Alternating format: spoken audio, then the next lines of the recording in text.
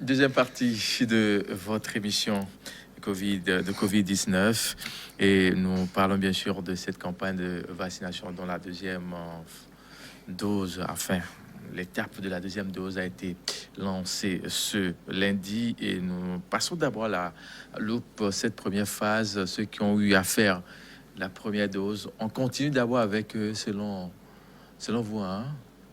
Mais selon les recommandations. Selon les recommandations, parce que après la première phase, comme pour la première fois où nous avons fait une conférence ou une réunion en ligne, surtout le Togo, par rapport au ministère de la Santé, nous avons refait un bilan. Et tout le monde était là. Et il a été recommandé que pour cette fois-ci, nous ne ferons que la deuxième dose. On va avancer, finir ceux qui ont eu leur première dose, ont fini. Et en fonction de ça, on va prévoir les autres. S'il faut recommencer à refaire les premières doses, tout ça, c'est à voir avec le temps. Et en fonction de la disponibilité des vaccins. Vous en avez assez maintenant, hein? On a eu 140 000 doses pour la deuxième phase. d'AstraZeneca. On a Sinovac aussi. On a Sinovac aussi, qui attend qui est prévu pour les étudiants. Ah oui. Donc bientôt, d'ici là, oui. C'est pour les étudiants. Hein? C'est pour réduire les risques au niveau des étudiants. Donc on est en train de... Déjà demain, nous aurons une grande réunion avec les intéressés, le personnel administratif, etc., pour voir dans quelle mesure organiser les choses au niveau des... Bien sûr, ils ne sont pas oubliés. Les étudiants ne sont pas oubliés. Dans la foule, on a des étudiants dans cette fourchette d'âge de 30 ans aussi qui se sont fait vacciner aussi déjà. Hein? Oui, les étudiants, il n'y en a pas beaucoup. Hein. C'est plus les professionnels, les fonctionnaires, puisque nous sommes allés dans les services. Et c'est beaucoup plus parce que, je compte voyager bientôt, mon travail me permet de voyager, donc j'aurai forcément besoin de ça. Et c'est pour ça qu'on va se faire vacciner. Les étudiants, il y en a eu très peu. Il y en a eu très peu. Hein. Très peu. Aujourd'hui, est-ce qu'on peut dire que la première phase a été une réussite dans tout son ensemble? En tout cas, pour le personnel de santé, ça a été une réussite parce que ce n'est pas que nous avons manqué de matériel, ce n'est pas que nous avons manqué de vaccins et ce n'est pas que le personnel n'a pas été mobilisé. Tout a été fait pour que tout marche bien. Donc, ce qui a manqué, c'est au niveau de la population. Sinon, concernant le personnel de santé, le ministère de la Santé, c'est une réussite. C'est une réussite. Parce que ça n'a jamais été fait. C'est la première fois que ça arrivait. Et on a su s'organiser de telle sorte que dans tout le Lomé, vous pourriez identifier un lieu où aller vous faire vacciner. Et les vaccins étaient disponibles. Et ça a été vraiment, c'est un chapeau bas à toute l'équipe de coordination du GTT, de la gestion de la campagne. Donc ça a été une réussite. Maintenant, au niveau de la communauté, ce que nous avons déploré, les vaccinodromes étaient là pour que le maximum de personnes puissent venir se faire vacciner. Mais les gens n'ont pas compris. Mais de quoi on pensait que peut-être qu'on pourrait aller... avec l'ancienne méthode qui consistait à aller de maison en maison, hein, comme on le voit avec d'autres vaccins, d'autres campagnes de vaccination. Vous savez, les gens, la façon dont les choses se présentaient, déjà, les ASC ne sont pas venus se faire vacciner. Or, ce sont les ASC qui vont de maison en maison. Il y a ça. Les moyens pour mobiliser la personne, pour mobiliser les personnes qui doivent aller de maison en maison. Les moyens de déplacement. Il faut motiver les personnes. C'est qu'on prend en charge le déplacement, le carburant, la motivation, les perdièmes. Il y a ces moyens-là. Donc, si on devait aller de maison en maison, je pense que les fonds n'était pas assez suffisant. Et comme la vaccination n'est pas obligatoire, il faut laisser les gens venir à nous. Il ne faut pas rentrer dans leur maison et les forcer, comme si on voulait les obliger à se faire vacciner. C'est pour ça que nous nous sommes retirés et on a laissé la communauté, les leaders communautaires, au devant pour pouvoir nous ramener le maximum de personnes. Un travail a été fait.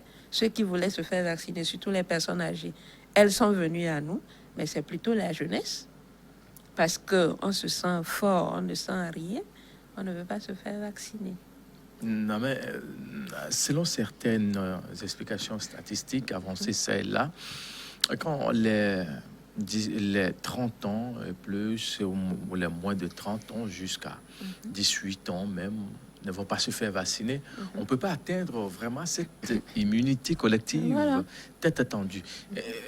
Ainsi, est-ce que on est sûr d'aller quand même au bout de ce qu'on a enclenché depuis début mars, le 10 mars, par cette campagne, là où on a vu Madame le Premier ministre Victoire Sidé Menga Dogbe qui s'est fait vacciner avec les ministres, le général Yaak, le professeur Mijiawa et autres. On se dit, mais faut-il revoir carrément la stratégie, les tactiques du jeu? Oh, mais bien sûr, on réfléchit à tout ça. C'est pour ça que nous devons finir la deuxième phase, la deuxième dose, pour ceux qui ont pris le premier vaccin, et maintenant s'asseoir et voir. En fait, ce qui s'est passé, c'est quoi? Si les vaccins que nous avions à la première phase étaient finis en quelques jours, ça motiverait en fait le gouvernement à se démerder pour aller trouver des vaccins parce que la demande serait forte. Mais là, on a amené les vaccins, ça a traîné sur 2 mois avant que ça ne finisse. Et c'est maintenant que les gens se... En fait, il faut que la demande soit forte pour que les autorités se mobilisent et aillent chercher toutes sortes de vaccins qui est homologué par l'OMS et par l'initiative COVAX. Tant que ce n'est pas fait, vous aurez l'impression que les gens ne veulent pas se faire vacciner, les gens ne sont pas mobilisés.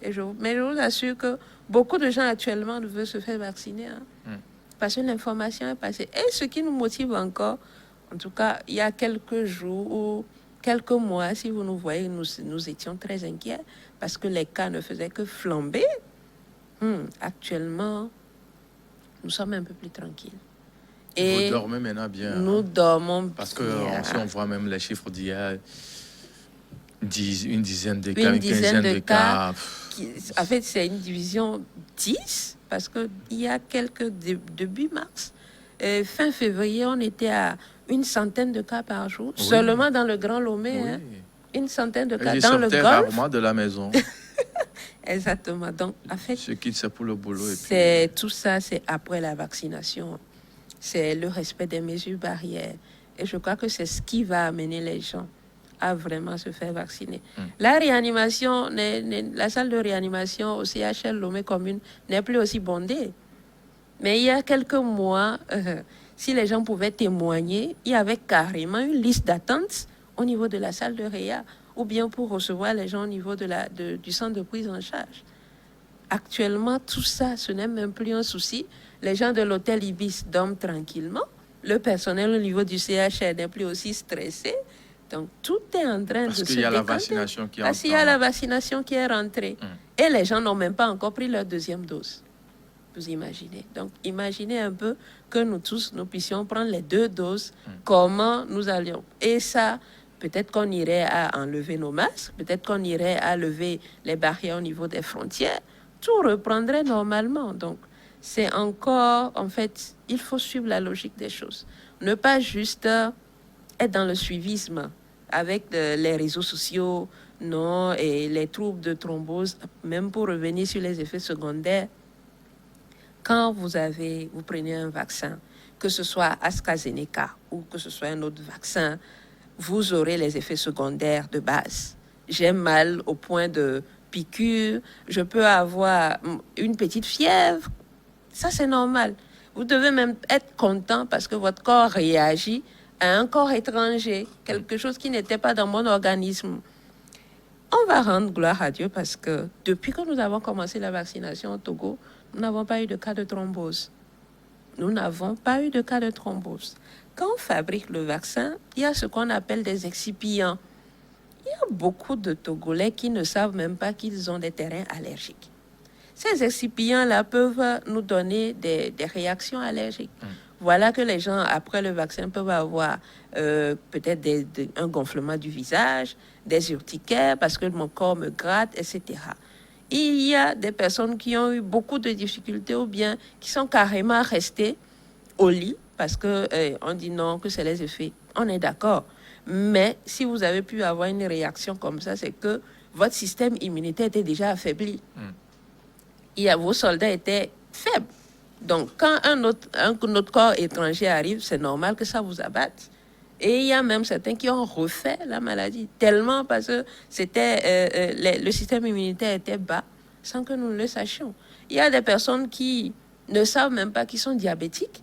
Et c'est après le vaccin qu'ils ont eu une glycémie élevée. On dit, c'est le vaccin qui a entraîné la glycémie qui est le... Non, ce n'est pas le vaccin. Vous étiez déjà censé être diabétique avant de prendre le vaccin. Donc, il y a eu tellement à ce de... niveau-là, qu'est-ce qui est fait quand vous constatez ces gens de cas-là? Il y a la prise en charge, il y a ce que nous appelons la pharmacovigilance. Vous le faites vraiment bien? Dans tous les centres, vous aurez un point focal pharmacovigilance. En tout cas, chez moi, à Moutiévé, il y en a. Et quand vous revenez, on le signale. Quand c'est un cas grave, il y a le CHU Campus, il y a le CHU Sylvanus Olympio, où vous allez vous faire soigner et en retour, on vous rembourse vos factures. Il y a un système qui est mis en place pour cela. Maintenant, il ne faut pas aller se faire soigner dans une clinique privée et venir nous dire après que non, c'est le vaccin qui a entraîné, c'est que vous voulez un remboursement de votre facture. Non, il faut aller dans les centres qui sont identifiés pour les réactions après les MAPI, nous appelons les manifestations post-immunisation, les MAPI, vous allez vous faire signaler les MAPI, ou bien vous allez dans le centre de santé le plus proche, ou bien vous recontactez les équipes qui ont fait la vaccination à votre niveau. Beaucoup de gens sont passés, autres disent non, on ne nous a pas payé en charge, et pourtant il y a un système qui est installé pour ça. Peut-être que ce n'était pas bien expliqué, parce qu'il se passe de ce genre de choses où on est interpellé. Peut-être aussi, ce genre d'émission, on nous prenait comme si on était des docteurs, mais nous, on n'a pas, enfin, docteur en médecine, mais nous, on n'a pas cette qualification. Peut-être cette compréhension de la chose, ça va se rattraper à cette deuxième phase et l'information, vu qu'il y a eu beaucoup de personnes qui se sont plaintes, tout ça. Donc, le système est toujours en marche et ce sera perfectionné. À la première phase, nous n'avons pas eu beaucoup d'intrants. On appelle ça les intrants pour gérer ces manifestations immédiatement. Mais pour cette fois-ci, il y aura plus d'intrants pour gérer les manifestations post-immunisation. Parfait. Il y a une personne, un téléspectateur ou une téléspectatrice qui demande là où se trouve votre centre. Moi, je ne vais pas indiquer, c'est à vous. Hein. Oui. Quand on vient de dire qu'on l'a, finalement, vous êtes déplacé de quelque part pour quelque part. La personne veut avoir une idée beaucoup plus... c'est simple. Pour venir à Moutiévé, bon, en parlant de ça même, nous avons besoin d'espace et nous avons besoin d'un parking. Quand vous quittez le boulevard de Décon pour aller au niveau de la Colombe de la Paix, Avenue Maman Danida. Voilà. Le centre de santé est juste à votre droite, avant le feu du marché d'Amoutiévé, qui est en face de la maison du chef Adjalé, le chef suprême d'Amoutiévé. Où le Togbu même est immortalisé. Où le Togbu même est immortalisé. On est juste perdu derrière quelque part. Oui, derrière là-bas. Voilà. Merci bien. Pour cette deuxième campagne, de la deuxième dose qui commence là, comment ça va être fait? Les choses vont être faites dans tout son ensemble. Déjà, les médecins, comme on est dans le Grand Lomé, les médecins, chefs communes sanitaires, on leur a demandé, ou bien nous faisons le déploiement des équipes suivant notre zone et suivant les cliniques, les pharmacies, ce qui fait que nous serons en stratégie avancée.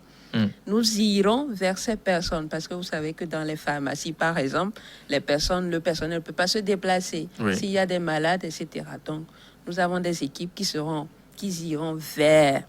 les équipes iront vers les pharmacies, les cliniques privées et ainsi de suite. même les sociétés pharmaceutiques, les instituts onusiennes qui rentrent dans le domaine de la santé. Nous irons vers ces institutions pour travailler avec elles, pour leur faire la vaccination. C'est ce qu'on avait fait pour le premier tour, la première dose. Nous le referons encore pour cette fois-ci, pendant 2 à 3 jours. Le programme va sortir d'ici demain. Le programme de déploiement des équipes sortira d'ici demain au plus tard pour le district de Golfe. Alors, est-ce que veut dire que c'est Lomé qui sera la priorité ou c'est déjà sur toute l'étendue du territoire en même temps? Oh, c'est sur toute l'étendue du territoire pour le personnel de santé. Donc pour cette fois encore, c'est le personnel de santé. Oui, d'abord, on y va pas à pas. Oui. Parce que celui qui a pris sa première dose la semaine passée ne peut pas revenir en même temps aujourd'hui pour dire je vais prendre ma deuxième dose. Donc on y va pas à pas.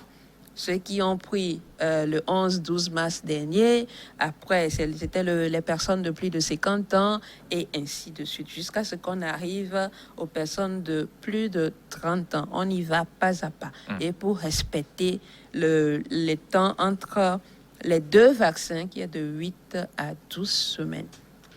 Ok.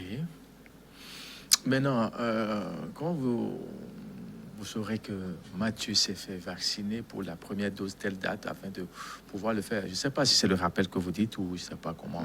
Oui, c'est le rappel. Donc, beaucoup de gens ont commencé à s'inquiéter. Ah, quand est-ce que nous prenons la deuxième dose? Entre les 2 doses du vaccin AstraZeneca, le temps est de 8 à 12 semaines. 8 à 12 semaines, 8 à 12 semaines. 2 voire 3 mois. 2 voire 3 mois, Oui. exactement. Donc, vous regardez juste sur votre carnet de vaccination. Vous voyez si vous êtes dans la phase, puisqu'on y va progressivement. Votre tour aussi arrivera comme la première fois. Donc, ne vous pressez pas. Dès que ce sera bon, vous saurez. Exactement. Et tout ça, là, ça va encore prendre combien de temps à peu près? Oh, on est parti jusqu'à fin juin. Hein? On est parti banalement jusqu'à fin juin pour finir la deuxième phase ou la deuxième dose encore. Et puis, il y a une chose, beaucoup de gens disent non, les vaccins, ça vient d'où? En fait, quand vous prenez la carte de vaccination, ce qu'on vous remet après chaque vaccination, il est mis la date de péremption du vaccin. On nous dit non, qu'on nous a donné, qu'on a introduit ou bien vacciné des personnes avec des vaccins périmés. Il suffit juste, pourtant on vous donne toutes les informations. Il suffit juste de regarder sur votre carte, vous avez la date de péremption du vaccin et vous avez le numéro du lot du vaccin. Tout est dit. Tout ça là, c'est respecté ou... Oh, bien sûr, c'est respecté. Parce que sur le carnet, vous n'aurez pas, on ne va pas vous remettre votre carte sans mentionner ces informations sur le carnet. Ça c'est pas. Et le deuxième point, c'est la digitalisation. C'est une grande avancée au niveau du ministère de la Santé. Et il faut comprendre que tant que vous n'avez pas votre code d'enrôlement, tant que vous ne vous êtes pas fait enregistrer lors de votre première dose, vous ne pourrez pas prendre la seconde dose. Il y a un communiqué qui est passé, le ministre a fait partager cette note de service-là. Avancez, allez vers les centres de santé pour qu'on vous enregistre. Nous appelons un logiciel, nous appelons DISH 2, qui permet d'immortaliser ou bien d'informatiser toutes les informations concernant la vaccination. Ce qui fait que si un jour, il faudrait que vous ayez votre carnet de vaccination électronique, vous n'aurez aucun souci. Il suffira de rentrer vos noms ou bien vos identifiants dans la base et vous aurez votre carnet de vaccination électronique. Donc, c'est tellement important. Tant que vous n'avez pas ça, ou bien tant qu'on ne vous enregistre pas, vous ne pourrez pas prendre la deuxième dose. Parfait. Docteur Talbousman, on est pratiquement à la fin. On va conclure pour le compte de ce jour. En substance, pour celui-là qui n'a pas eu le temps de nous suivre, qu'est-ce qu'il doit retenir pour cette campagne-là qui démarre encore aujourd'hui, de la deuxième dose? Pour la campagne de vaccination, je vais juste demander à cette personne de suivre les informations. Et ce n'est pas pour inquiéter, mais la vaccination, si vous ne comprenez pas pourquoi on vaccine, vous ne serez pas motivé pour la vaccination. Et coronavirus, actuellement, la COVID-19, est comme un petit voleur. On va dire ça comme ça, qui est tout petit. Mais comme il est tout petit, il commence à voler, on ne le corrige pas. Et on le laisse grandir, il commence à devenir un bandit de grand chemin et ainsi de suite jusqu'à devenir un tueur. La vaccination, c'est comme le bâton qui va le corriger quand c'est un petit voleur. On le corrige, on lui enlève cette habitude-là et il devient une personne droite. Donc, coronavirus actuellement, pour le contrer ou pour la contrer, c'est la vaccination qui est le seul moyen de ne pas finir sur un lit d'hôpital et par malheur mourir par bêtement, je dirais, par coronavirus. Donc, prière à tous ceux-là de patienter. La première dose reviendra, mais pour tous ceux qui ont pris la première dose et qui hésitent encore à aller prendre la deuxième dose, franchement, il y en a beaucoup, parce qu'à cause des réactions qu'elles ont eues, elles ne préfèrent pas prendre la deuxième dose. Je vous supplierai, vous êtes déjà sur la bonne voie, continuez pour finir ce que vous avez commencé, c'est important. Parfait. Merci à vous, au docteur. Je vous en prie. Prisca Talboussoumon, médecin généraliste, médecin chef de la commune sanitaire Golfe 4. Nous sommes à Motivé. Messieurs, mesdames, merci pour votre fidélité. On se retrouve demain pour un autre point de l'actualité de Covid-19.